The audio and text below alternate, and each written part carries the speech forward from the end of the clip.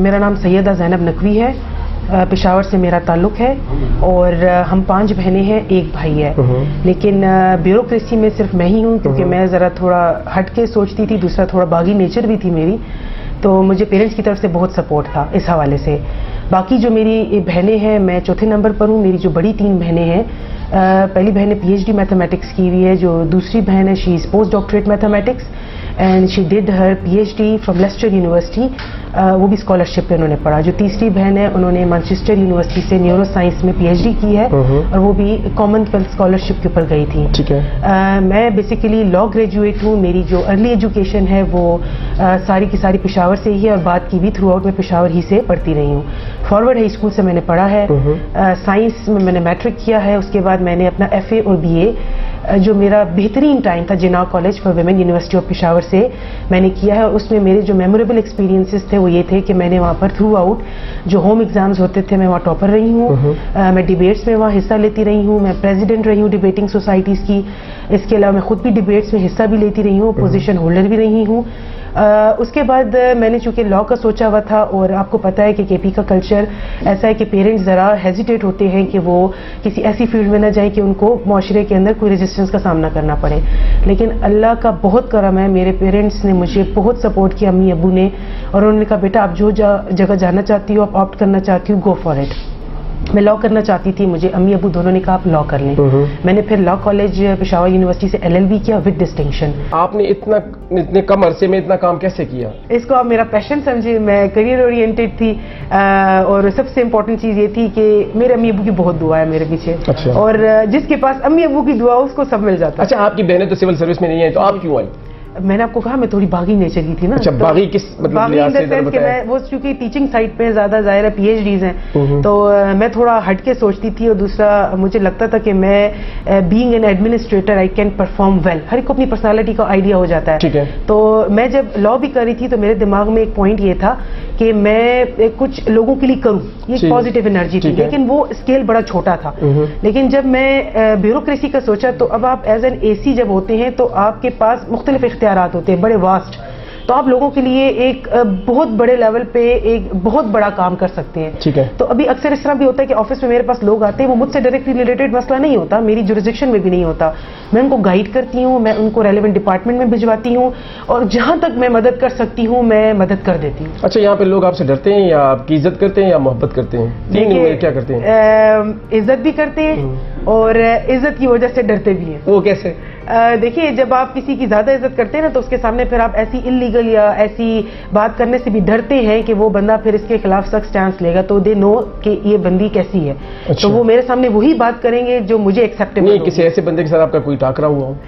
دیکھیے، اب official capacity میں تو ایسا نہیں ہو. ہاں، فیلڈ میں بڑے ایسے لوگ مل جاتے ہیں آپ کو، جب آپ فیلڈ میں جاتے ہیں تو آپ کو دھمکیاں وغیرہ بھی دیتے ہیں، اپروچ بھی کرتے ہیں. ایگزیکٹلی. تو فیلڈ میں جب آپ جاتے ہیں تو آپ کو ہر طرح کا بندہ ملتا ہے. یعنی آپ کو ایسا بندہ بھی ملے گا کہ جس کو بات کرنے کا بھی سینس نہیں ہوگا، آپ کو پڑھا لکھا طبقہ بھی ملے گا، وہ آپ کو اپریشیٹ بھی کرے گا. تو جب آپ کو ایسے لوگ مل جاتے ہیں کہ جن کو بات کرنے کا بھی سینس نہیں ہے، تو پھر ہماری ٹریننگ اسی لیے ہوتی ہے کہ آپ نے کیسے پھر ڈیل کرنا ہے. بالکل ایسے بڑے واقعات ہوئے ہیں جہاں پر لوگوں نے میس کریٹ کرنے کی کوشش کی ہے، موب اکٹھا کیا ہے، لیکن الحمدللہ جب ہم نے قانون کے مطابق کام کیا تو اس کا رزلٹ بھی بڑا اچھا ہے. میرا جو موٹیو تھا بیوروکریسی میں آنے کا وہ تھا کہ اچھا نام کمانا، عزت کمانا اور لوگوں کے لیے کام کرنا.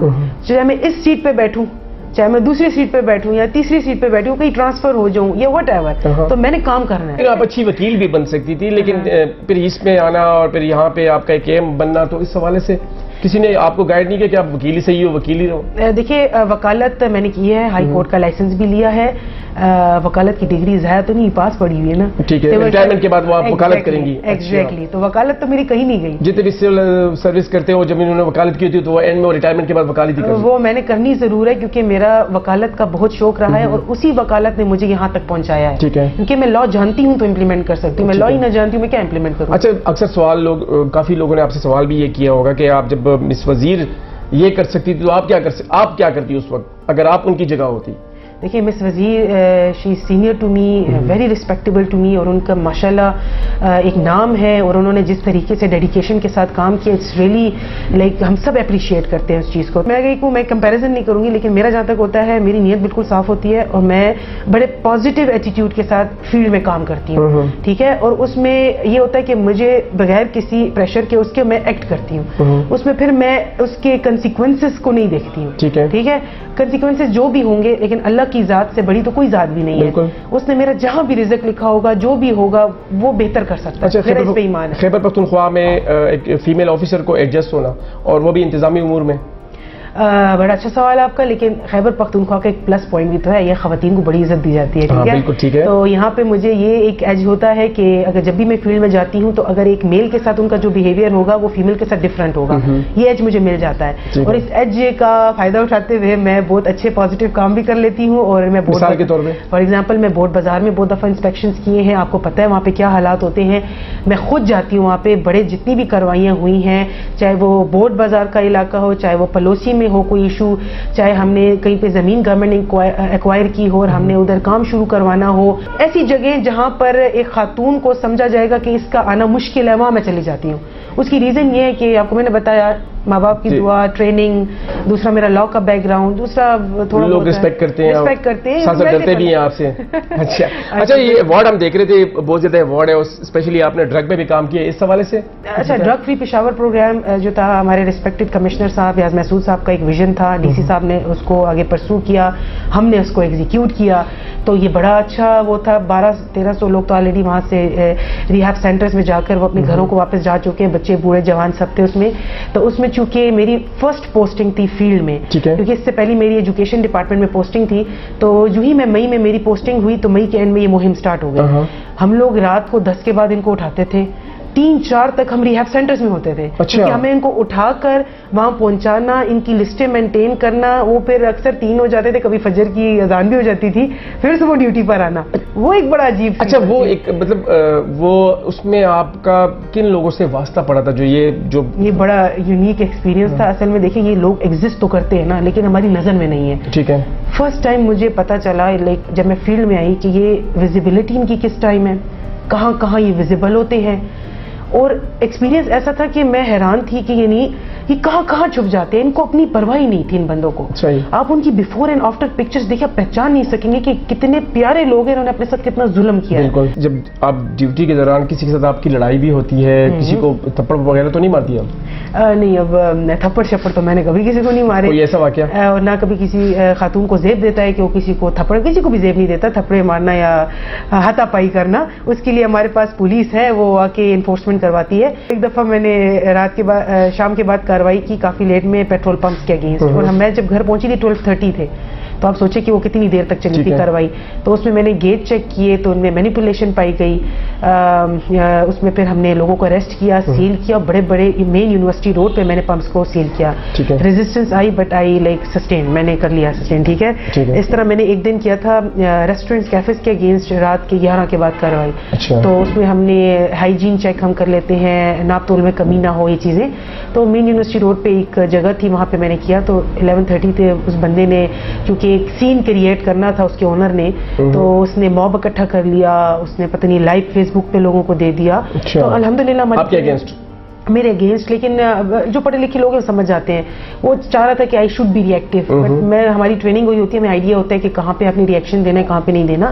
آئی واز سو نارمل. بہرحال I just call the concerned SHO, thank God کہ آج کل کی police is very efficient, I must appreciate. وقت پہ وہ پہنچی اور اس نے آ کر ہینڈل کی سچویشن. پھر the same guy on the same spot اس نے اپالوجی کی, اپنی حرکت کی, اور یہی ہم کر سکتے بینگ این ایڈمنسٹریٹر کہ ہم لوگوں کی فلاح و بہبود کے لیے کام کریں. تو ہاں مسئلے مسائل. اچھا, یہاں پہ تو آپ کو غریب لوگوں سے بھی واسطہ پڑتا ہے, تو ان کو کیسے ڈیل کرتی ہیں؟ اکثر آپ ان کو جب جرمانہ کرتی ہے تو لازمی بات ہے ان کو تو تکلیف ہوتی ہوگی, وہ کہتے ہیں ہم تو پوری دیہڑی بھی نہیں کما چکے, لیکن یہاں پہ جرمانہ ہو جاتا ہے, اس کے لیے کیا کرتی ہیں آپ؟ کیا اپنی جیب سے بھی کسی کو دیے ہوئے کہ کوئی جرمانہ وغیرہ؟ سر اس طرح ہے کہ جرمانہ از بیسیکلی اے ڈیٹرنس.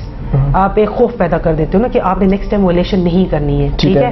تو اگر آپ ڈیٹرنس کریٹ کر سکتے. اچھا جب میرے پاس آتے ہیں, جب میں لوگوں کو پکڑتی ہوں تو مجھے پتا ہوتا ہے, بیکاز اتنا ٹائم گزر گیا ہے کہ کس کی کتنی کیپیسٹی ہے دینے کی, وہ آئیڈیا میں ہو جاتا ہے, ہم اسپاٹ پہ دیکھ لیتے ہیں. لیکن میں آپ کو یہ نہیں کہوں گی کہ غریب امیر, اکراس دا بورڈ میں نے آپریشنس کیے ہیں, چاہے وہ امیر ہے, چاہے وہ مڈل کلاس ہے, چاہے وہ جو بھی ہے. میں سالار لین میں بڑے اچھے پوسٹ لوگ رہتے ہیں. سالار لین میں میں نے انلیگل ریمپس کے اگینسٹ کام کیا, جو گھروں سے باہر لوگوں نے ریمپ نکالے ہوتے ہیں, اور میں نے بڑے بڑے گھر تھے, بڑے بڑے بنگلے تھے, میں نے اکراس دا بورڈ جو ہے ان کے جو ریمپس تھے آگے ہٹائے, میں نے جا کر اپنے سارے ایکسکیویٹر اپنی مشینری فل لے کر گئی, کسی کا پریشر نہیں لیا, نہ ہی مجھے آیا ہے.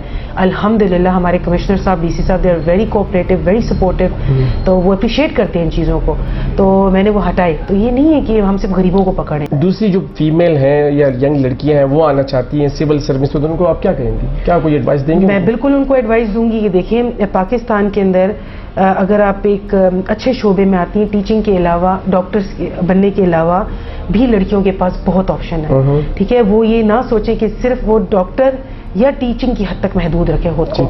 ان کے ماں باپ ان کی ایسی گرومنگ کریں, جس طرح میں نے لا لیا ہے. اب لا نہیں لیتی فیمیلز بہت کم آپ کو نظر آئیں گی.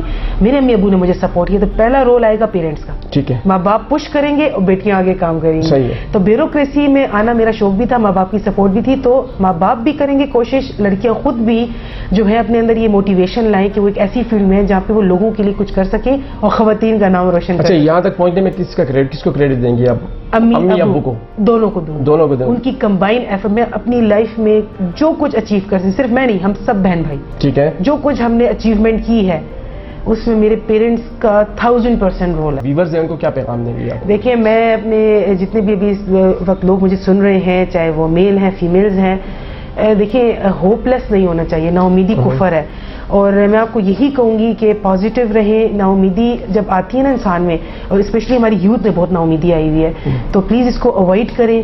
اللہ تعالیٰ پر یقین رکھیں, اپنے ماں باپ کی خدمت کریں. اللہ تعالیٰ پہ یقین کے بعد دوسرا اسٹیپ ہے اپنے ماں باپ کی خدمت کریں, ان کی دعائیں لیں, نہ کہ ان سے جا کے روزانہ لڑے جھگڑیں. ان کی دعا لیں, آپ دیکھیں گے کہ اللہ تعالیٰ آپ کو کتنا کچھ نوازے گا. اور یہ کہ اپنے ملک کے لیے کچھ کریں.